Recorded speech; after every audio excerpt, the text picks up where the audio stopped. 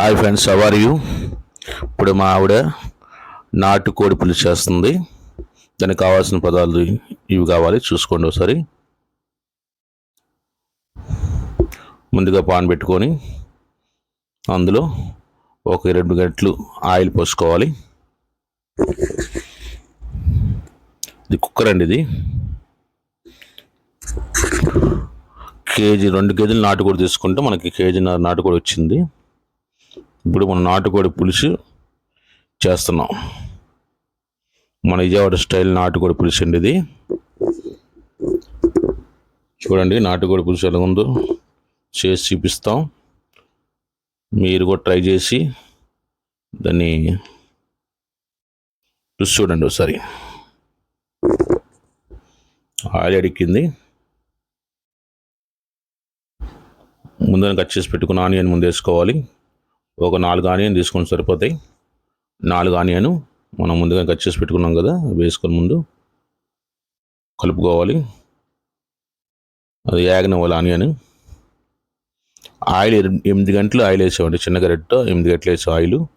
Non వెజ్కి oil కొంచెం ఎక్కువ ఉండాలి. ఆయిల్ ఉంటేనే మనకి బాగుంటుంది. అల్లం వెల్లుల్లి పేస్ట్ మనం పేస్ట్ చేసుకున్నాం, కొంచెం లూజ్గా చేసుకున్నాం, గట్టిగా కాకుండా. ఒక 5-6 స్పూన్లు ఉంటుంది. అది వేసి కలుపుకోవాలి. అడుగంటకుండా కలుపుకోండి. మంట కూడా హైలో పెట్టండి. తర్వాత 2 స్పూన్లు సాల్ట్, 1 స్పూను పసుపు కూడా వేసుకోవాలి. దాన్ని మళ్ళీ అడుగంటకుండా కలుపుకోవాలి. నాటుకోడి పులుసు వర్షాకాలంలో అసలు సూపర్గా ఉంటుంది. ఎప్పుడు మనం బాయిలర్ కోడి మామూలుగా తింటాం కదండి, నాటుకోడి కూడా కొంచెం ట్రై చేస్తే మనం 2 కేజీలు తీసుకుంటే మనకి కేజీన్నర కూర వచ్చిందండి. వేసుకొని మొత్తం మనకి శుభ్రంగా కలుపుకోవాలి. కేజీన్నర వచ్చింది మన కూర నాటుకోడి. అది మొత్తం కింద మొత్తం కలిసినట్టు అన్నీ కలుపుకోవాలి శుభ్రంగా. ఈ వర్షాకాలంలో అసలు నాటుకోడి తింటే అసలు దీంట్లో కాంపిటీషన్ బిర్యానీ కానీ ఏదైనా మనకి గారెలు కానీ రాగి సంకటి కానీ అసలు మొత్తం హైలైట్గా ఉంటుంది. మగ్గనవ్వండి కొంచెం. వడగండి దీన్ని చూసుకొని శుభ్రం కలుపుకోవాలి. ముక్కలు మొత్తం శుభ్రం కలిసినట్టు కలవాలి శుభ్రంగా. ముందు కట్ చేసి పెట్టుకున్న మన పచ్చిమిర్చి వేసుకోవాలి. ఒక 5 టమాటాలు తీసుకున్నాం మనం. 5 టమాటాలు కట్ చేసి పెట్టుకున్నాం. 5 టమాటాలు వేసుకోవాలి. ఇప్పుడు మళ్ళీ కలపాలి.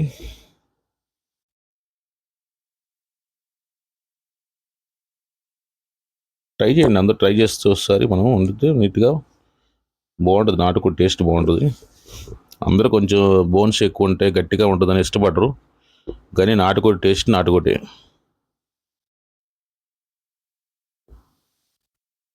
ఇప్పుడు మగ్గింది,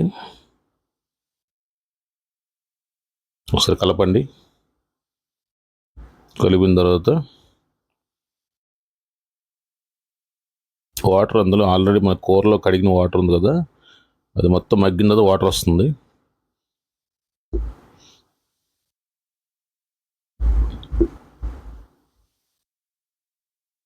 ఒక 4 స్పూన్లు కారం వేసుకోండి. ఈ కారం మనం బయట కొనింది కాదండి, మేము ప్రత్యేకంగా ఆడించుకున్న కారం ఇది. టేస్ట్ బాగుంటుంది. ఒక 4 స్పూన్లు వేసుకోండి. కారం బాగానే ఉంది. మీ కారం ఎక్కువ తినలేదు కొంచెం స్పూన్ ఎక్స్ట్రా వేసుకోవచ్చు, తప్పలేదు. అది కింద మొత్తం కలిసినట్టు మొత్తం కలపండి. కలవాలి మొత్తం ముక్కలకు, మొత్తం అది కారం మొత్తం స్ప్రెడ్ అయ్యి మొత్తం పట్టాలి. కలవాలి శుభ్రంగా.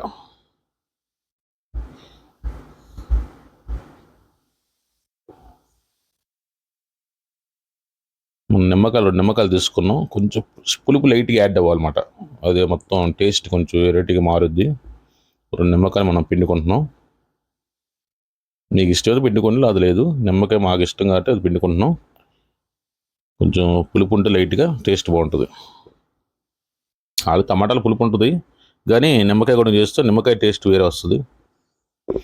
ఒకసారి కలిపిన తర్వాత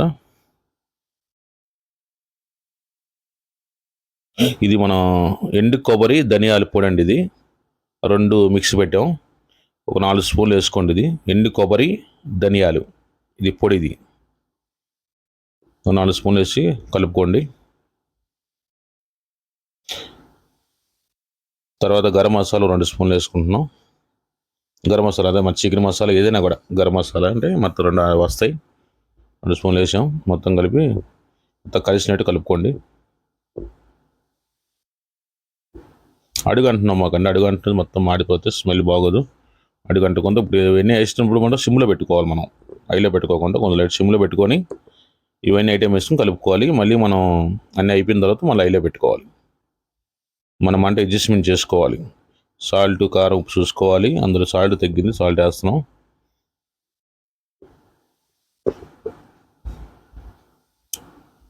తర్వాత ఒక చెంబు నీళ్ళు పోసుకోవాలి. ఇప్పుడు కలుపుకోండి. మొత్తం అడుగు నుంచి మొత్తం కింద పైన మొత్తం కలిసినట్టు కలుపుకోండి శుభ్రంగా. ఉప్పు కారం అన్నీ చూసుకున్నాం కదా. ఇందులో కరివేపాకు రెమ్మలు ఒక 5 రెమ్మలు వేస్తున్నాను. అది మీకు ఇష్టమైతే వేసుకోండి, లేకపోతే లేదు, అది ఆప్షనల్.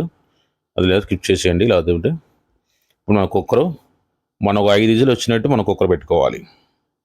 5 విజిల్ రావాలి. 5 విజిల్ అయిపోయింది, ఇలా తయారైంది. ఆయిల్ చూసారా మొత్తం తేలిపోయిన పైకి. మనం నాటుకోడి పులుసు కదా, ఆ మాత్రం లూజ్ ఉండాలి. తర్వాత మన కరివేపాకు కాళ్ళు మొత్తం తీసేయండి. మనం ఆకు వేసుకోవచ్చు, కాకపోతే ఏంటంటే కాడలు కూడా కొంచెం రసాయనం దిగితే బాగుంటుంది.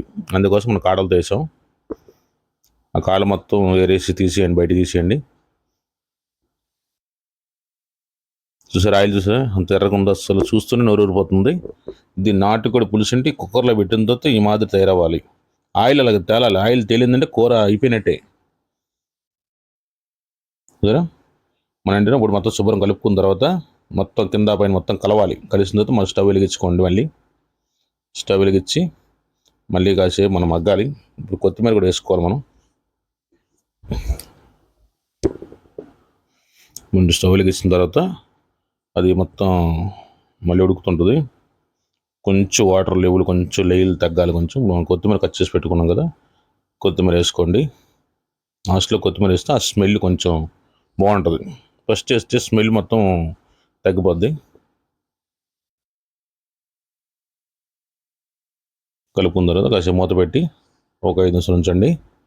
ఇది ఇప్పుడు వాటర్ తగ్గి ఇప్పుడు కరెక్ట్గా పర్ఫెక్ట్గా వచ్చింది. పర్ఫెక్ట్గా అసలు ఇది నాటుకోడి పులుసు అంటే గారెల్లోకి, బిర్యానీలోకి, రాగి సంట్లోకి ఇరగదీసేస్తుంది.